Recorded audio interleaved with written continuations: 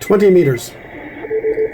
This is the CQ Worldwide CW Contest Weekend, November 2019.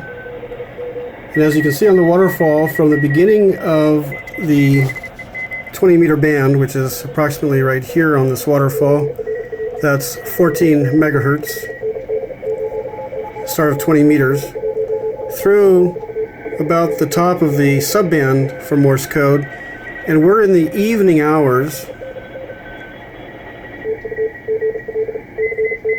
so Morse code on this band will stay open probably for another few hours, possibly a little bit longer. Only due because the sunspot count is 0. There's very little propagation on 20 meters after dark at my part of the world. And that's just because we're in the solar minimum. Anyway, this is Morse code, and it shows you that when people want to operate Morse code, it's still pretty active.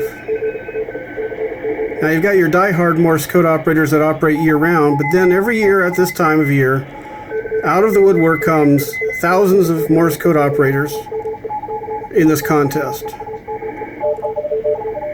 So this shows you on the waterfall, all those dotted lines there. That's all the different Morse code signals spread across the bandwidth of the subpart on 20 meters. Now, I can go down to 40 meters, 80 meters, and you'll find the same thing. Lots and lots of Morse code. If only year-round it was this active.